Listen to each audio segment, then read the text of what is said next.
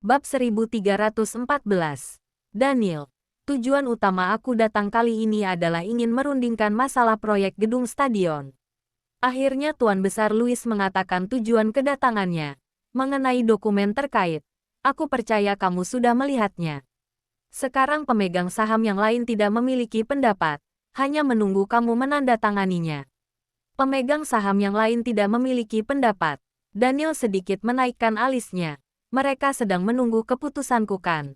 Daniel tahu dengan jelas bahwa sebelum dia bersuara, pemegang saham yang lain pasti sama sekali tidak berani berpendapat. Maksudnya tidak memiliki pendapat. Sebenarnya jika Daniel setuju, mereka pun tidak memiliki pendapat. Hehe, tentu saja, Tuan Besar Louis tertawa canggung. Pada akhirnya, masalah ini harus menunggu persetujuan darimu. Membuatku menjadi orang jahat. Daniel meminum kopinya. Ini, Tuan Besar Louis tidak menyangka Daniel akan berbicara begitu terang-terangan. Dalam hati, dia merasa sangat tidak senang, namun tetap menahan emosinya dan mengucapkan ucapan yang manis. Saat ini posisimu di dunia bisnis tidak bersaing, maka segalanya hanyalah masalah satu kalimat darimu. Tidak ada orang yang berani meragukannya. Sama sekali tidak ada kata yang mengancam menjadi orang jahat. Bagaimana tidak? Jika aku menandatanganinya, maka akan menyinggung ibu dari anak-anakku. Daniel berbicara semakin terang-terangan. Tidak masalah jika itu orang lain, tapi aku tidak berani menyakiti wanita itu. Mendengar kata ini, Tuan Besar Louis mengerutkan keningnya dengan kuat, lalu berkata dengan heran, "Tidakkah sejak awal kamu dan dia sudah berpisah? Dia berbuat seperti itu kepadamu, tapi kamu masih..." Setelah berhenti sebentar, Tuan Besar Louis pun melunakkan nada bicaranya, lalu mengubah perkataannya menjadi lebih enak didengar. Secara publik, keluarga Wollens dan keluarga Moore sudah tidak saling berseteru. Secara pribadi, kalian sudah tidak ada hubungan lagi. Kenapa kamu begitu takut padanya? Aku tidak mengerti. Perkataan terakhir dikatakan dengan sangat berhati-hati. Apa boleh buat? Daniel mengangkat tangannya dengan tak berdaya. Dia adalah ibu anak-anakku dan anak-anak sangat mendengarkannya. Jika dia tidak gembira, lalu menangis dan ribut di depan anak-anak, maka aku akan mendapatkan hukuman. Tuan Besar Louis tidak bisa berkata-kata. Tentu saja dia tahu bahwa ini hanyalah alasan Daniel. Tetapi alasan ini sangat bagus. Begitu bagus hingga membuatnya tidak bisa mencari kata-kata untuk membantah. Jadi, mengenai hal ini, tidak ada gunanya kamu mencariku. Daniel mendorong kotak perhiasan itu ke depan Tuan Besar Louis, lalu berkata sambil tersenyum, "Orang yang menimbulkan masalah yang harus menyelesaikannya. Jika kamu sungguh tidak ingin membiarkannya berpartisipasi dalam proyek ini, maka kamu carilah dia sendiri." Bagaimana bisa? Tiba-tiba aku teringat. Sepertinya aku memiliki janji temu dengan orang lain. Daniel terlihat sangat bingung. Kalau begitu, kita pergi bersama saja. Tidak perlu. Tuan Besar Louis memasang wajah serius, lalu berdiri dan hendak pergi. Tuan Besar Louis. Daniel menahannya, lalu menunjuk ke kotak warna perak itu. Bawalah ini kembali. Kelak saat mendapatkan menantu, mungkin masih bisa digunakan. Perkataan ini sekali lagi memicu emosi Tuan Besar Louis. Tuan Besar Louis sangat emosi hingga wajahnya merah. Lalu dia pun pergi dengan marah. Bawahannya melihat kotak itu, tidak tahu harus mengambilnya atau tidak. Ryan menutup kotak itu, lalu menyerahkannya pada seorang bawahan. "Ambillah, ini bernilai ratusan miliar." Kedua orang itu hanya bisa mengambilnya, lalu buru-buru mengejar Tuan Besar Louis. "Perlu saya antar?" Ryan bertanya. "Katakan padanya mengenai beberapa mobilnya yang tidak sengaja ditabrak hingga rusak di Paris. Aku bisa memberikan ganti rugi." Daniel menggoyang-goyangkan gelas birnya dengan perlahan-lahan. Ryan tidak tahu harus menangis atau tertawa, tetapi dia juga hanya bisa melaksanakan perintah. "Mengerti." Ryan buru-buru keluar untuk mengejar.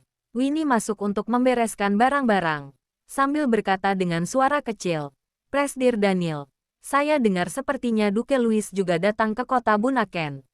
Daniel sedang meminum bir, tetapi saat mendengar perkataan ini, tiba-tiba dia langsung menghentikan gerakannya dan keningnya berkerut dengan kuat. "Apakah Duke datang mencari Tracy?" Dia sungguh mengabaikan hal ini.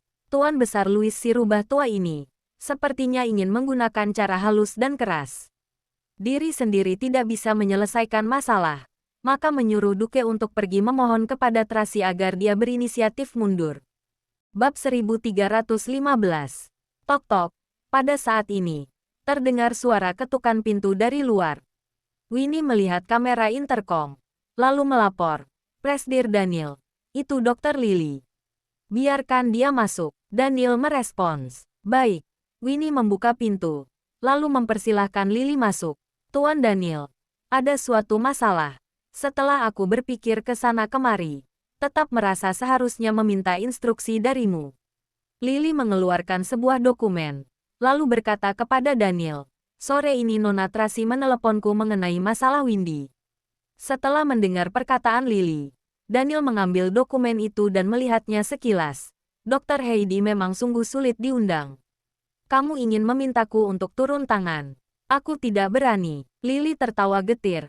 Sebenarnya, aku merasa meskipun Dr. Heidi datang, juga tidak terlalu menjamin dia bisa menyembuhkan Windy. Hanya saja, jika dia datang, setidaknya bisa membuat Nona Tracy tenang. Kalau begitu, undang saja. Daniel secara tegas memutuskan. Berikan nomor telepon Dr. Heidi.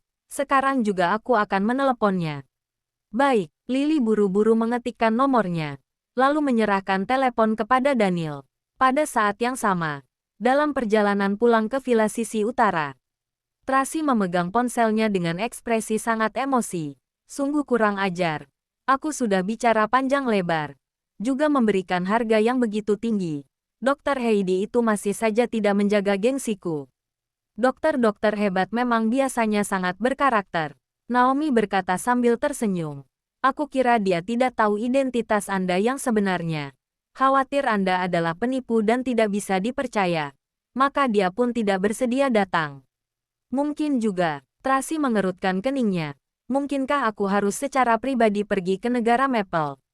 Jika Anda pergi, bagaimana dengan anak-anak?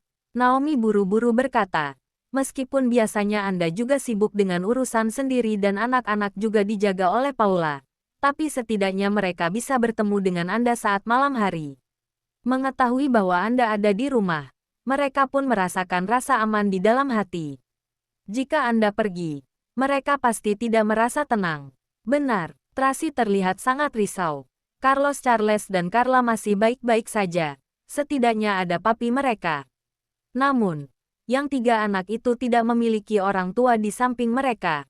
Hanya ada aku sebagai bibinya. Jika Anda sungguh tidak ingin, apa mau suruh Paula pergi?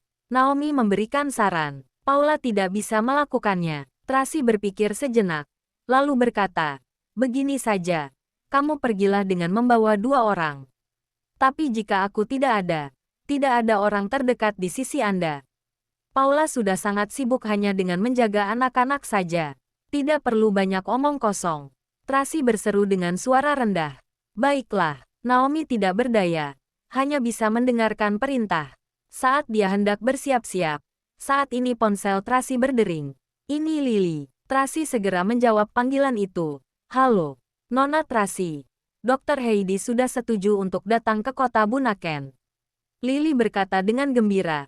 5 hari lagi, aku akan menjemputnya di bandara. Baguslah. Terima kasih Lily. Tracy sangat gembira. Hanya kamu yang punya cara. Tadi aku meneleponnya, tapi tetap tidak bisa menggerakkan Dr. Heidi itu. Sangat sulit untuk mengundangnya datang. Saat berbicara, Lily menatap Daniel dengan tatapan rumit.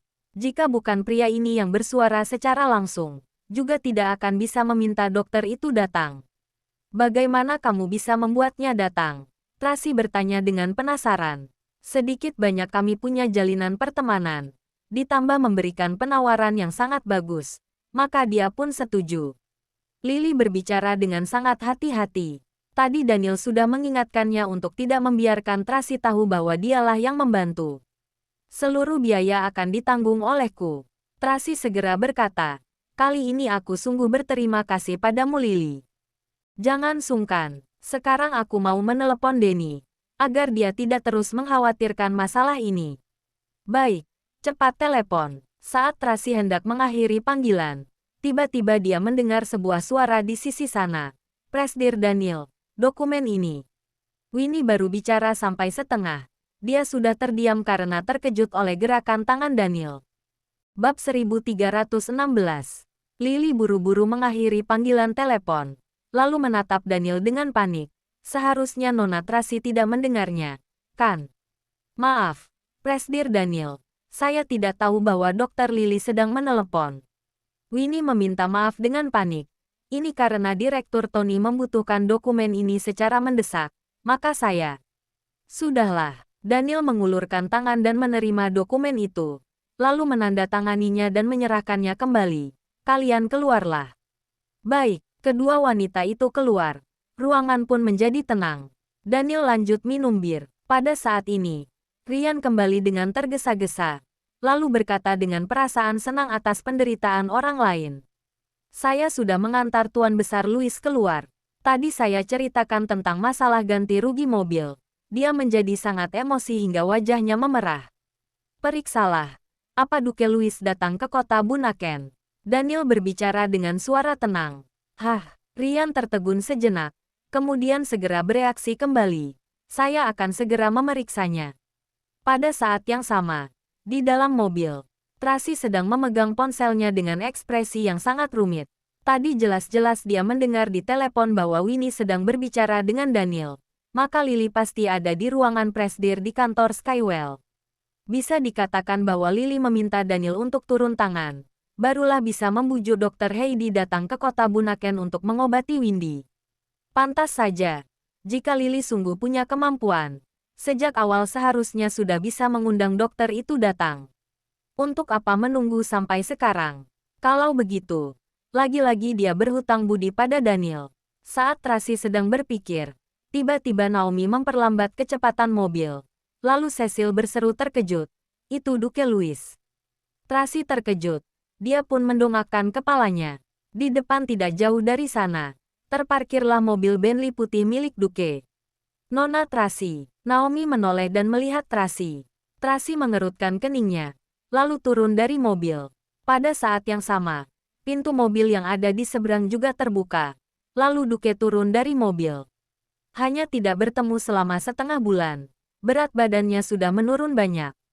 Tidak ada lagi aura muda yang terpancar seperti sebelumnya, melainkan berubah menjadi aura depresi dan putus asa. Kedua matanya yang berwarna biru kristal tidak lagi memancarkan cahaya. Sekarang saat memandang Tracy penuh dengan kerumitan. "Duke kamu, ayo, kita bicara." Tracy masih belum bicara. Duke sudah bicara terlebih dahulu. "Baik," Tracy mengangguk. Lalu berkata pada Cecil, "Kamu mengemudilah dan bawa ikan emas itu pulang.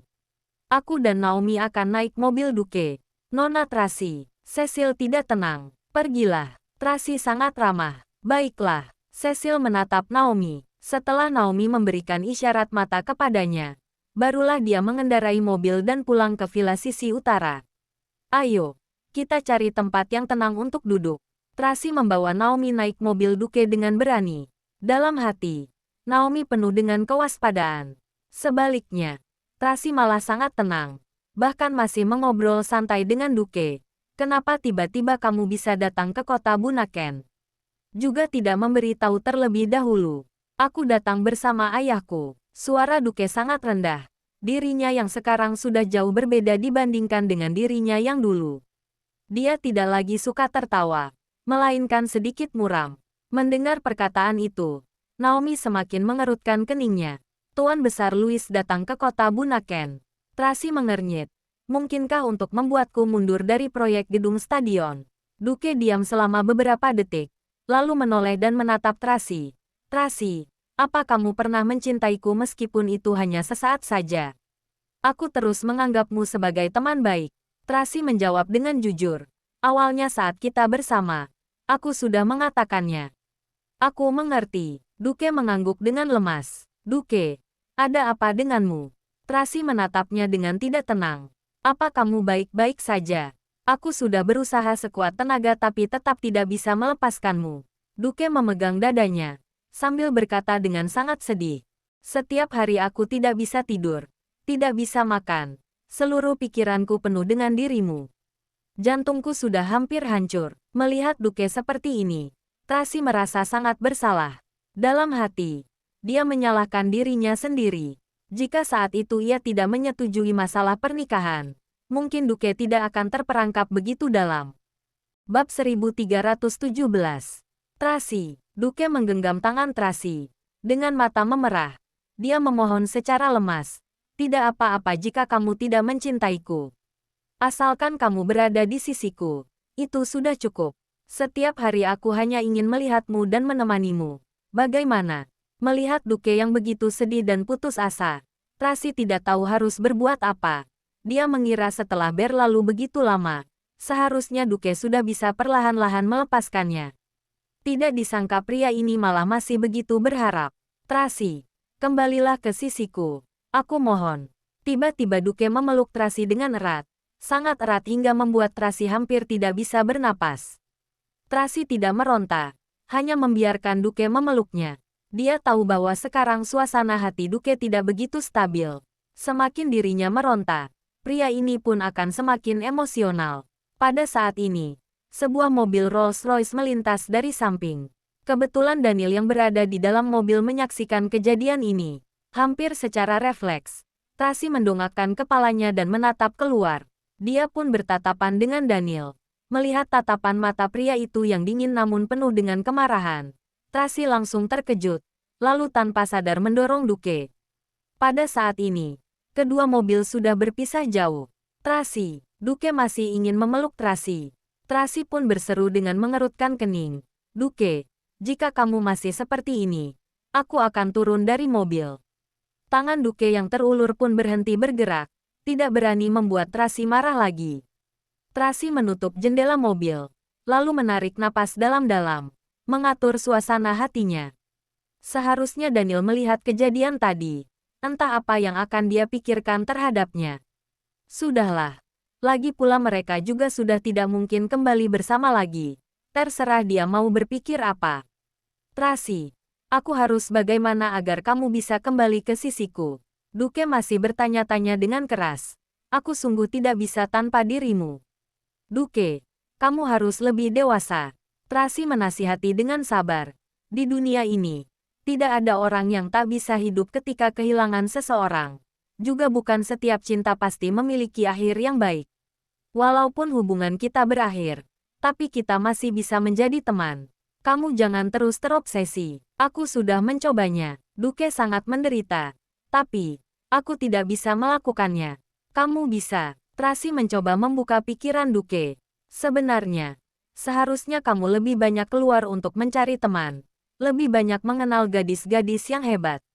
Dengan begitu, kamu tidak akan lagi menghabiskan pikiranmu terhadap diriku. Tidak mungkin. Tidak ada gadis yang lebih hebat darimu di dunia ini. Duke tetap sangat keras kepala. Aku hanya mencintaimu. Tracy tak bisa berkata-kata. Tidak tahu apa yang sebaiknya dikatakan. Ini, menurutku pasti Duke Louis yang menempel pada Nona Tracy.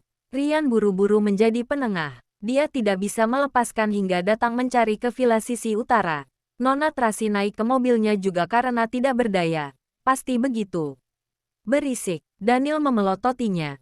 Tatapannya sangat tenang dan datar. Seolah-olah tidak mempedulikan kejadian itu. Namun, Ryan bisa melihat pergolakan di mata Daniel. Ryan tidak berani bicara. Hanya khawatir Daniel memendam masalah di dalam hati. Itu akan terjadi berakibat buruk bagi tubuhnya. Saat sedang berpikir, ponsel Ryan berdering. Itu adalah panggilan telepon dari Friska. Dia pun buru-buru menjawab. Halo, Nona Friska. Aku mengirimkan pesan teks pada Presdir Daniel. Tapi dia tidak membalas. Jadi aku meneleponmu. Suara Friska sangat lembut. Aku ingin mengundangnya untuk makan malam. Entah ia ada waktu atau tidak. Ini. Ryan menatap Daniel. Daniel langsung mengambil ponsel Ryan. Lalu berkata kepada Friska. Kirimkan alamatnya. Ya. Aku akan segera mengirimnya. Friska sangat gembira. Setelah mengakhiri panggilan, Daniel pun berpesan. Pergi ke restoran. Baik, sopir segera memutar balik. Ryan tahu bahwa Daniel sedang kesal. Tetapi dirinya juga tidak bisa berkata apa-apa. Asalkan Daniel senang. Terserah dia mau bersama siapa. Bagaimanapun juga, sekarang kondisi kesehatannya terus menurun. Jika setiap hari depresi dan tidak gembira, kondisi penyakitnya pun akan semakin parah. Setiap hari Tracy membuatnya kesal sedangkan Friska malah menyembuhkannya. Begini juga bagus. Lagi pula, tidak ada hasil. Lebih baik menikmati proses ini. Bab 1318. Duke membawa Tracy pergi ke restoran pinggir laut yang sering mereka datangi sebelumnya. Restoran itu didekor dengan sangat cantik, tetapi Tracy sama sekali tidak ada niat untuk menikmatinya, hanya merasa sangat lelah. Tracy sungguh tidak bisa berkata-kata lagi, sudah tidak tahu bagaimana harus menasihati Duke.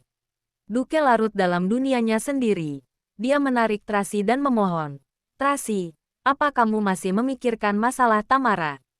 Ibuku sudah mengusirnya pergi. Seumur hidup ini, aku tidak akan bertemu dengannya lagi. Tidak ada hubungan dengannya." Tracy berkata dengan lelah. "Tidak peduli ada Tamara atau tidak, kita berdua tidak mungkin bisa bersama." "Mengapa?" Duke menatap Tracy dengan tidak percaya. "Karena Daniel. Tidak ada hubungannya dengan dia."